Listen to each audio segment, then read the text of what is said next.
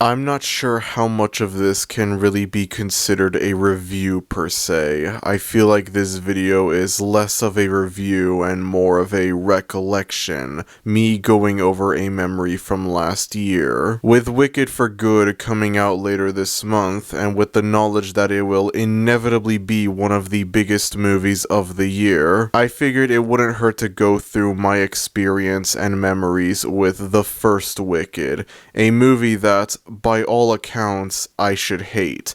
By all accounts, I should think this is a terrible movie, regardless of what the general consensus of the movie is. From the very moment I saw the trailer for this thing for the first time, I thought, wow, this looks terrible, I'm going to hate this movie. And as we got closer and closer and closer to the release of this movie, I just further thought, yeah, this thing is gonna suck. Even if it ends up being successful, even if it ends up being like $1 billion movie, I think it's gonna suck. I think this movie is gonna be garbage. And then I cave in, opening night, I decide to watch the movie, and it turns out, hey, it's not that bad actually. It's kind of okay. What are the odds? Now, Wicked is a movie that I don't think needs much introduction. It's a movie that came out last year in 2024, and it very quickly became one of the biggest movies of the year. The movie is based on the long-running Broadway musical of the same name, itself based on the beloved classic movie The Wizard of Oz,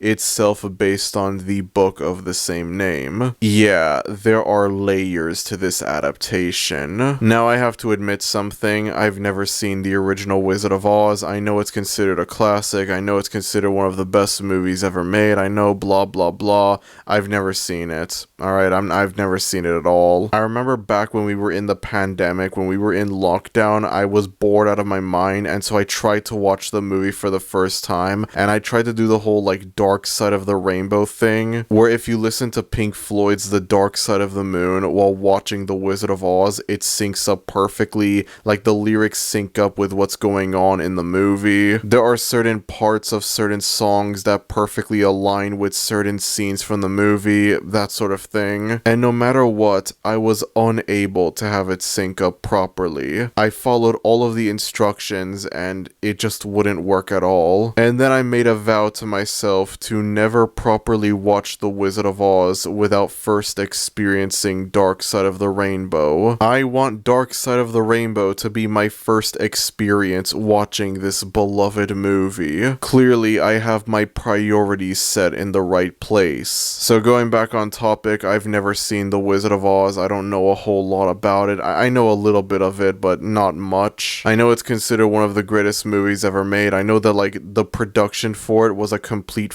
nightmare. Like, I think the actress that played Dorothy was like abused a lot on the set. I think she was like underage as well at the time, which, well, that only makes it worse. There was like all kinds of that was going on behind the scenes of the movie, and I'm not gonna lie, that kind of turns me away from ever wanting to watch it, honestly. I get it, separate the art from the artist, except this time I have no idea who the artist is supposed to be. I don't know who to blame for the development of this movie being so nightmarish. I acknowledge that this movie is extremely old. This movie came out in 1939. I'm pretty sure like 98% of the people that worked on this movie are dead. Anyone who contributed to the behind the scenes process for this movie being as nightmarish as it was is most likely dead. So that does kind of make me want to watch the movie more. Like, I feel a little bit more inclined to watch it knowing that. But for the time being, I've never seen The Wizard of Oz. I'm sure it's a great movie, but I've never seen it. And so Wicked, both the movie and the original Broadway musical,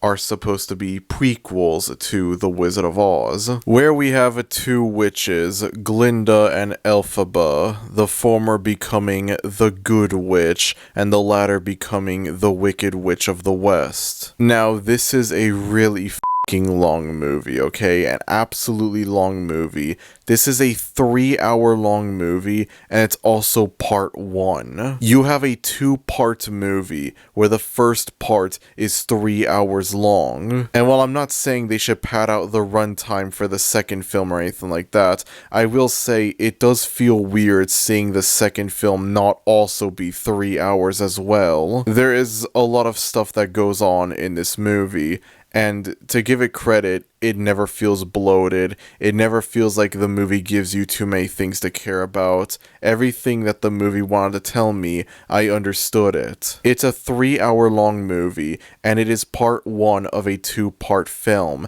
and so I would expect this to be incredibly bloated and hard to follow. But no, I actually was understanding what was going on in it. I actually understood what was going on in the movie. Real talk, I thought I was gonna hate this movie before it came out. I thought it was gonna be garbage. There was a part of me where I thought this movie was gonna be garbage and it was gonna bomb at the box office. And then we got closer to the movie's release and I saw that the reviews for it were really good. And I thought, okay, this movie is gonna be successful, but it's also gonna be garbage as well, or at least it's going to be garbage to me. Clearly, my opinions on movies are the only opinions that matter. I have the objectively correct takes on any and all movies, clearly. The first time that I saw any trailer for this movie was in May of 2024, when I went to go and see Furiosa, a Mad Max saga. And I very distinctly remember there was this guy sitting next to me, and after the trailer ended, this guy whispered under his breath, "This movie looks f***ing terrible," or something along those lines. And I remember chuckling a bit because I thought the same thing. This movie looked terrible to me from the trailers. I thought this looked like a bad movie from the trailers. I understand that in retrospect this is an incredibly controversial thing for me to say, but this was what I thought of the movie before it came out and before I watched it. But this movie reminded me of the live-action Disney remakes. It had the same vibe to it. It had the same tone, just the same sort of feel to them. I know that obviously, you know, The Wizard of Oz is not an animated movie, nor is it a Disney movie. No, we're not counting this thing. It doesn't count. And yet the movie just had the same sort of feel to it. It had the same vibe as Little Mermaid 2023, or even though it would come out after, Snow White 2025. And again, I understand that this is an incredibly controversial thing for me to say, but that's what I thought of the movie before it came out. I have to make that very clear. And you want to know what made me think this movie would be garbage even more? Almost every single time I went to go and see a movie in 2024, between Furiosa and the release of Wicked itself, the trailer for this thing would play beforehand. It didn't matter what movie it was, the trailer for this thing would play beforehand almost every single time. And I remember the trailer being like incredibly long. Like, I don't know what it was. Maybe it was like a normal length trailer, but it felt much longer than the other trailers that would play beforehand. And every time I would just groan and roll my eyes and I would think, wow, this movie is going to be garbage. I knew it was going to be terrible. I thought I was going to hate this movie. There was just something about it that rubbed me the wrong way, but I didn't know what it was. Funnily enough, I remember around the same time, whenever the trailer for Joker 2 would play before a movie, I would have the opposite opinion. Every time the trailer for Joker 2 would come on, I would think, oh hell yeah, this movie's gonna be amazing, this movie's gonna be a masterpiece, this is gonna be one of the best movies of 2024, and well, look how that turned out, huh? Look how that turned out. And then around like a month or two before the movie came out,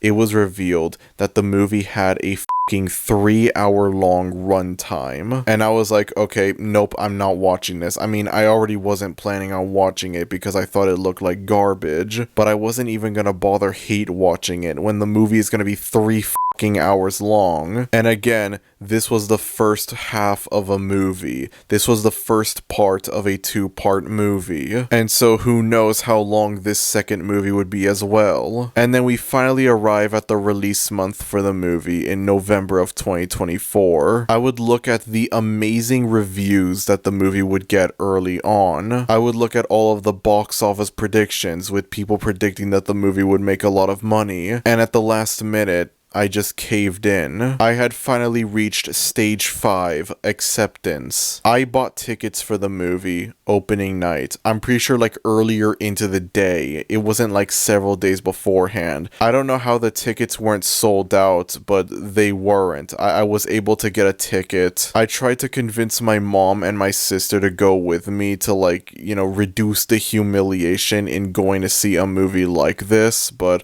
I was unable to, so I went all alone. And so I entered the theater. Obviously, it was a very packed theater, and I prepared myself for what I thought would be 3 hours of pain and suffering. And then it didn't take very long. I was like 4 minutes into the movie. I was like, okay, never mind. This is actually going to be kind of tolerable. And it just stayed like that throughout the whole movie. The whole time I'm watching the movie, I'm just thinking, yeah, it's fine. I thought I was going to hate it, but nah, I think it's okay. It's not for me. It's not my kind of movie, but yeah, I could see why people love this. I'm not a very big fan of musicals, so like I don't really have anything to say about the songs themselves. They're not like badly sung or badly composed or anything like that. I think part of the reason why I was a lot more positive towards this movie than expected when I saw it in theaters was the fact that like nobody was loudly singing whenever the musical numbers would come up. If I'm correct, there have been theatrical re-releases for this movie that encourage the audiences to sing along to the songs. And I'm sorry, but that sounds like absolute hell for me. It's like, no, you couldn't pay me to attend a sing-along screening for Wicked. A normal screening, yeah, that's perfectly fine. A sing-along screening, hell no, that's not gonna happen. I am someone who regretfully participated in the chicken jockey bullcrap that was happening with the Minecraft movie a few months ago, and even I can tell you, the sing-along screenings for Wicked, or for any movie in general, like I think like K-pop Demon Hunters has like sing-along theatrical releases as well, sing-along screenings, whatever. Even I can tell you, no, I'm not attending those. I'm sorry. Screw that. Besides that, I don't really have anything to say about the songs. They exist. They're fine. Again, it's not for me. It's not my sort of thing. I don't have anything bad to say about these songs, but I don't have anything necessarily good to say about them. I'm not into musicals, but like, I guess the songs here are fine. There's nothing wrong with them. I think like the last song in the movie is like really good. What's it called? Defying Gravity, I think is what it's called. I think it's like, yeah, that's a pretty good song. I thought it was a pretty good song to end the movie with. That's like literally the only song in the movie that I remember because it's like the iconic one. But hey, there's one song in the movie that I think is pretty damn good. So, there's that as well. There's that. If there's one thing that I will criticize this movie for, it's for its visuals. Now, obviously, this movie takes place in the land of Oz. Oz is supposed to be this, like, magical, colorful looking place. It's meant to be a very, like, fantastical looking place. And yet, the color palette is so dull looking. The movie extensively focuses on the color scheme of pink and green for its two main characters, and so you would expect the movie to be a lot more vibrant with its colors, but it's not. There are so many shots in this movie, a lot of these shots are in the trailers for the movie, where it looks dull and uninteresting in its current state, and then if you saturate the colors, it looks significantly better, and it looks more like what I would expect Oz to look like. I think like the set designs are really good. I don't have anything against the set designs themselves. I don't have anything against like the costume designs, nothing like that. I just think, the color palette is very boring. It's not as vibrant as it should be. A lot of these shots, when you saturate the colors, they look significantly better. I could be wrong about this, but if I remember correctly, they don't use CGI or anything like that. When I went into this movie, when I saw the trailers for this, I thought this was going to be a big, giant CGI fest and that's it. But I believe a lot of these are like actual practical sets. I could be wrong on that. And obviously, yeah, there is CGI in the movie. A blockbuster like this has to have at least a little bit of CGI in it. There's no way every single thing in this movie is practical. That's just impossible. But a lot of the locations are on sets. They're not green screens or CGI or anything like that. And so if that's the case, then, well, that's a lot of respect for that, honestly. A lot of respect for that. I just wish that the colors were a lot more vibrant, because I don't want to say the movie looks ugly, but it could look a lot prettier, honestly. I can only hope that Wicked for Good fixes this, but I'm not sure. Even if they end up not fixing it, this is only like, it's not like a super big complaint or anything like that. It doesn't ruin the movie for me or anything like that. The movie's not bad because of this, but it is still something to bring up nonetheless. Bro, I completely forgot about this while I was recording, but I just remembered now. There was like this failed attempt to have like Glickicket be a thing. There was this failed attempt to make Glickicket a thing. So this movie opened up on the same day as Gladiator 2, which I've never seen. I haven't seen it. I've never seen either Gladiator movie, actually. I know the first one's like an amazing movie. It's a masterpiece. It won the Oscar for Best Picture. I'm sure it's an amazing movie, but I haven't seen it. And then Gladiator 2 is a movie that exists. It's a legacy sequel. It's okay from what I've heard. I wouldn't be surprised if it ends up going the same route as a lot of other legacy sequels where everyone remembers the original, but then nobody remembers the sequel at all. I remember because Gladiator 2 and Wicked were coming out on the same day, people were trying to make Glickicket a thing. People were trying to make another Barbenheimer happen, and it ended up not happening at all. And keep in mind, this was before Wicked came out. This was before I watched the movie and realized, it's not that bad actually. As someone who doesn't exactly have very good memories of Barbenheimer, as someone who was going through a low point mentally when Barbenheimer was happening, you can only imagine the frustrations that I felt over people trying to make the next Barbenheimer happen. I know that comes off as me being like, I hate fun. Nobody should be allowed to have fun because I didn't have fun. But I mean, like, again, that's the way that I was back then. The failed attempt to make Glickicket a thing just made me think Wicked was gonna be garbage even more, just because of negative memories that I have relating to Barbenheimer. I'm like the only person in the world who doesn't look at Barbenheimer very fondly. The only person in the world who cringes immensely whenever people talk about it and go on about how it was a big, massive event for movies and whatever. Of all people, it had to be me that would have a negative relationship with Barbenheimer. It had to be me. And then this whole thing turned out to be a massive nothing burger, given the fact that number one, Glickicket ended up not being a thing, and number two, I ended up watching Wicked and I thought, yeah, it's fine, I guess. There's nothing wrong with it. I don't hate it. Genuinely, honest to God, until I started recording this video, I completely forgot about Glickicket. I recorded the previous segment and then I decided to take a break, and then I instantly remembered Glickicket and I was like, okay, I gotta add that into the video before I forget about it again. And so here I am recording it now to remind you all that yes, Glickicket was a thing that people tried to make happen, and then it ended up not being a thing at all. It ended up not happening. Whatever, I'm not complaining. And that, my friends, is the story of how I went into this movie expecting to hate it, only to be pleasantly surprised. Do I think Wicked is an amazing movie? Do I think it's a masterpiece? No, not really. movie. I could see why people love this movie, but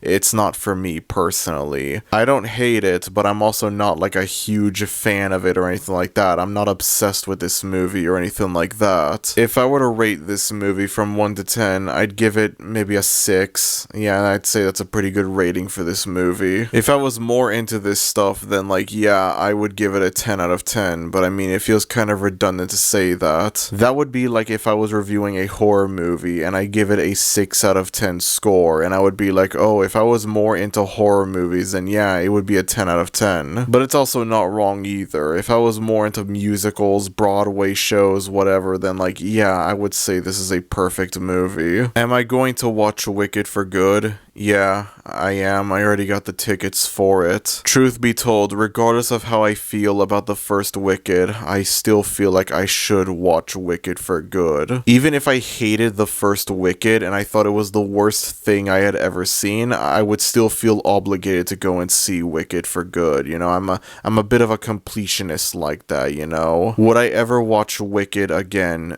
No, not really. I consider this a one and done kind of movie. I really hope that people don't take this the wrong way, but I don't really see much rewatch value in a 3-hour musical that's also part 1 of a 2-part movie. That's based on a Broadway musical that I don't really care about all that much. That's based on an old movie that I don't really care about all that much. That's based on an old book that I don't really care about all that much. A 3-hour long musical might be tolerable the first time I watched this, but I cannot imagine watching it again and again and again. I feel like at some point I would look at it and think, yeah, I can't watch this anymore, I'm sorry. More likely than not, I would rewatch this movie in preparation for Wicked for good, and then I would just never watch either of these movies ever again. Out of all of the movies that came out in 2024, Wicked is for sure one of them. I wouldn't put it anywhere near the worst movies of 2024, God no.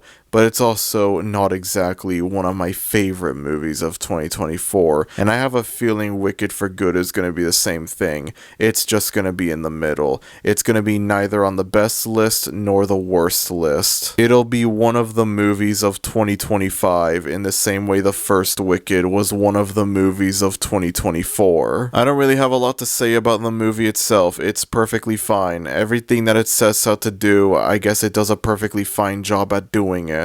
I can see why people love this movie. I can see why it became one of the biggest movies last year, but unfortunately it's not for me. It's fine. This kind of thing happens. I'm sorry for this being a fairly short video, not really going over the movie itself, but there isn't really a whole lot for me to say about the movie itself. It's fine. It's okay. It's not for me, but I don't hate it. I don't think it's bad.